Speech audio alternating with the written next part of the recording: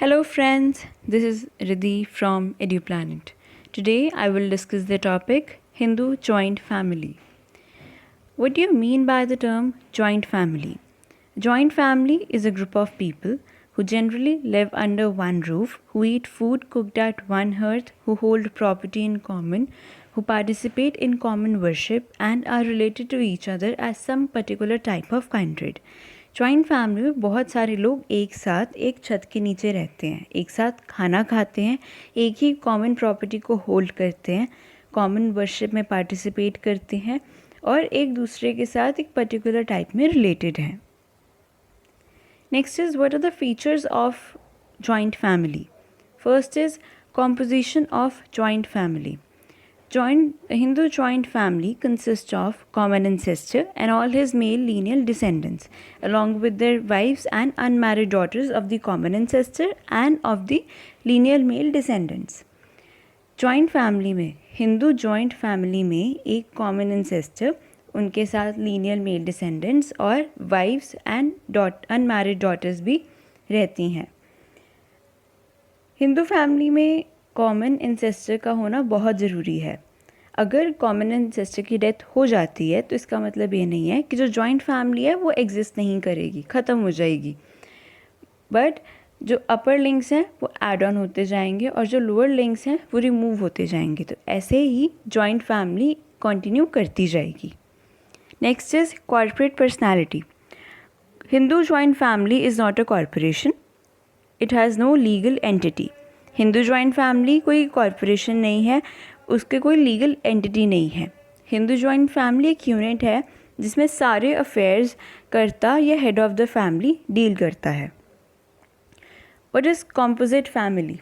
Composite family is a creature of custom where two or more families agree to live and work together, pool their resources, throw their gains and labor into joint stock and shoulder the common risk. Composite family custom का ऐसा creation है जिसमें दो या दो से ज़्यादा families एक साथ रहती हैं, एग्री करती हैं एक साथ काम करने के लिए और एक दूसरे के नुकसान या गेंस सहने के लिए. बट इसमें कंडीशन है कि ये जो कॉम्पोजिट फैमिली कॉन्स्टिट्यूट होगी वो एक एग्रीमेंट के साथ कॉन्स्टिट्यूट होगी. Next is Hindu undivided family. Hindu undivided family is a separate legal entity where the property has not been divided among the children of the family.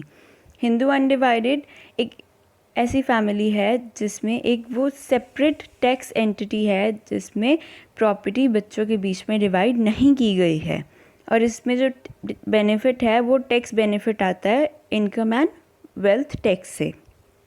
Next is presumption of jointness. Every Hindu family is assumed to be a joint family.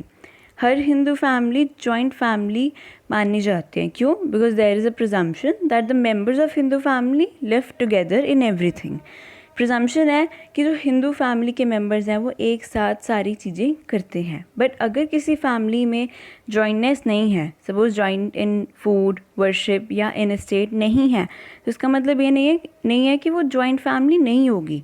For example 3 brothers हैं, वो 3 different places में काम करते हैं but जो उनके पास house है, joint family house, वो तीनों एक साथ ओन करते हैं तो वो जॉइंट फैमिली होगी. चाहे वो तीनों डिफरेंट प्लेसेस में काम करते हैं बट वो फिर भी जॉइंट फैमिली हो गई क्योंकि उनके पास एक जॉइंट फैमिली हाउस है वो जो तीनों एक साथ ओन करते हैं.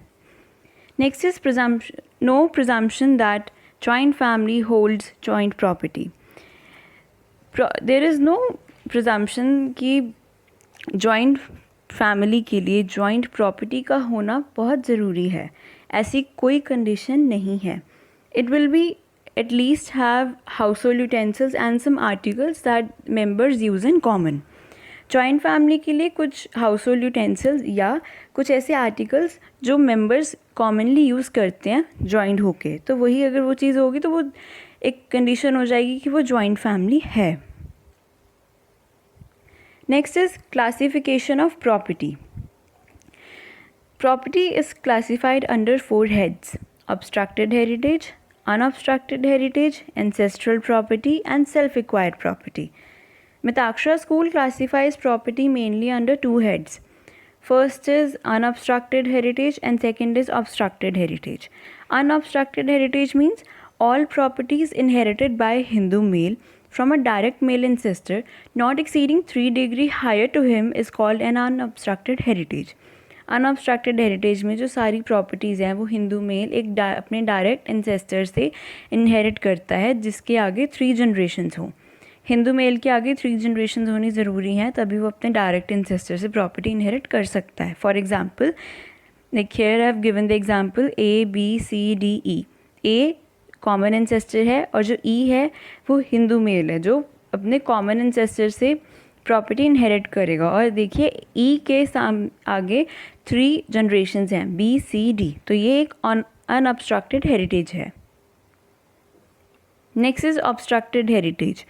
When a person inherits property from any other relation, such as maternal and paternal uncle or brother, nephew, etc., it is known as an unobstructed heritage. जो obstructed heritage है उसमें person अपने ancestor से inherit करने के अलावा वो जो दूसरे relations होते हैं सब like maternal और paternal uncle, ब्रदर या नेफ्यू, इनसे वो अपनी प्रॉपर्टी इनहेरिट करता है, उसे ऑब्स्ट्रक्टेड हेरिटेज कहा जाता है. Then next is ancestral property. Ancestral property is a property which is inherited from ancestors. जो एंसेस्टर से इनहेरिट की गई हो प्रॉपर्टी उसे एंसेस्ट्रल प्रॉपर्टी कहा जाता है.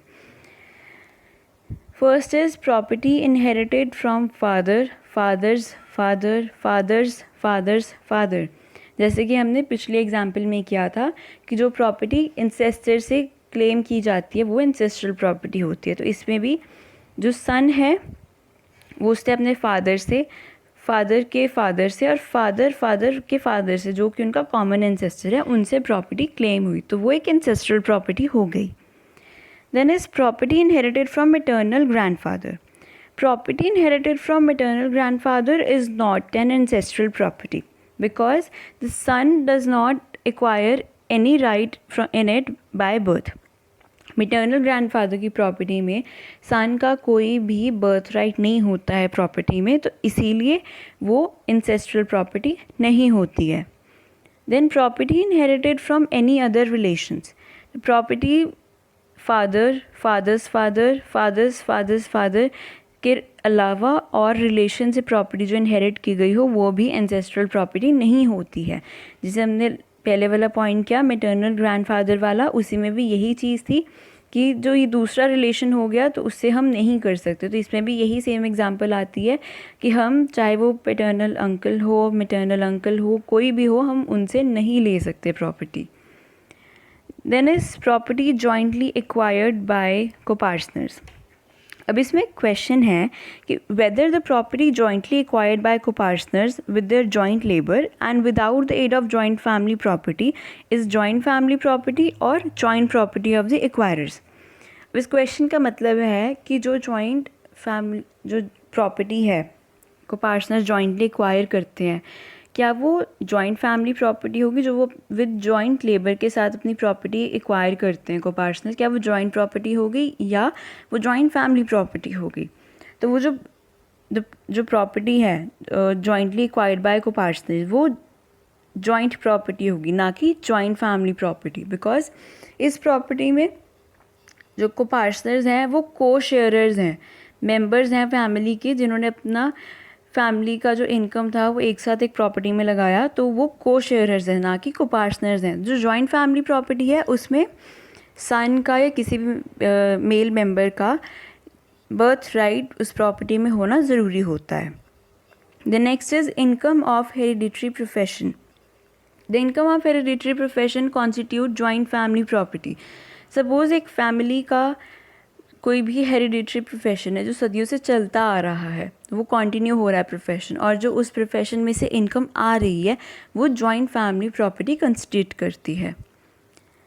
Then is property exchange for joint family property. When some property is exchanged in form of joint family property, तो वो एक जॉइंट फैमिली प्रॉपर्टी होती है. जॉइंट फैमिली प्रॉपर्टी के बदले में जो हम कोई और प्रॉपर्टी एक्वायर करते हैं वो जॉइंट फैमिली प्रॉपर्टी मानी जाती है.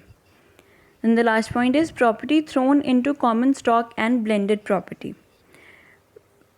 When a co-partner deals with his separate property in a manner that he leaves no doubts that he wants to treat that separate property as a part of the joint family property, such property becomes joint family property.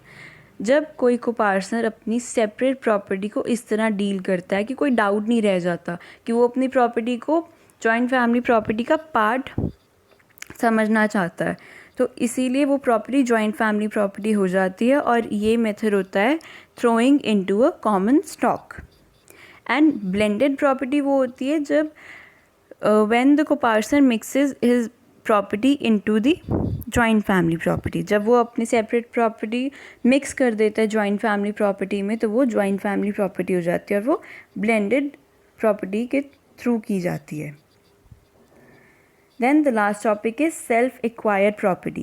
The property which is acquired by the co-partner separately by his earnings or by his separate means, so that is called self-acquired property. First is income of joint family property allotted to the member for his maintenance. इसका मतलब है कि जो भी किसी member को income दी जाती है या उसे कोई पार्ट दिया जाता है जॉइंट फैमिली प्रॉपर्टी का कि वो यूज़ कर सके, और उस प्रॉपर्टी का जो सरप्लस होता है या सरप्लस से वो प्रॉपर्टी बनती है वो लेता है मेंटेनेंस के बाद भी, तो वो जो प्रॉपर्टी है वो उसकी सेपरेट प्रॉपर्टी मानी जाएगी. Next is government grant. If the government grants a property whether movable or immovable to a co-partner, it will constitute the separate property of a co-partner. अगर गवर्नमेंट को-पार्टनर को कोई भी प्रॉपर्टी ग्रांट करती है, चाहे वो मूवेबल है या इमूवेबल है, तो वो भी एक सेपरेट प्रॉपर्टी होगी को-पार्टनर की. And next is income from the separate property. Income from the separate property और property acquired with such income will be separate property of the co-partner. Income जो सेपरेट प्रॉपर्टी से आ रही है या income में से जो सेपरेट प्रॉपर्टी निकल रही है वो सेपरेट प्रॉपर्टी होगी को-पार्टनर की. Separated earnings. Separate earnings of co-partners constitute separate property of the co-partner. Co-partner की सेपरेट अर्निंग्स वो सेपरेट प्रॉपर्टी कॉन्स्टिट्यूट करेंगी को-पार्टनर की. Property held by a sole surviving co-partner. Property held by a sole surviving co-partner may constitute his separate property and after his death it will devolve by succession on his heirs. जो property held की गई है bye soul surviving को-पार्टनर से वो उसकी separate property मानी जाएगी और आफ्टर हिज डेथ वो प्रॉपर्टी उसके हेयर्स को बाय सक्सेशन दे दी जाएगी. Then the last point is property obtained on partition. Here is the example. Co-partnery है, उसमें ए और उसके दो सन्स हैं बी एंड सी, और पार्टीशन होती है प्रॉपर्टी में, तो जो शेयर तीनों में जाएगा ए बी सी वो उन तीनों का सेपरेट प्रॉपर्टी सेपरेट पोर्शन होगा. ए का अलग से सेपरेट प्रॉपर्टी, बी की अलग से सेपरेट प्रॉपर्टी एंड सी की अलग से separate property. With this we come to the end of a topic. और अगर आपको मेरी वीडियो अच्छी लगी हो तो प्लीज़ लाइक करें, शेयर करें एंड सब्सक्राइब करें हमारे चैनल को. And also if you have any doubt regarding the topic do let us know in the comment section. And don't forget to tap on the bell icon for more such videos. Thank you.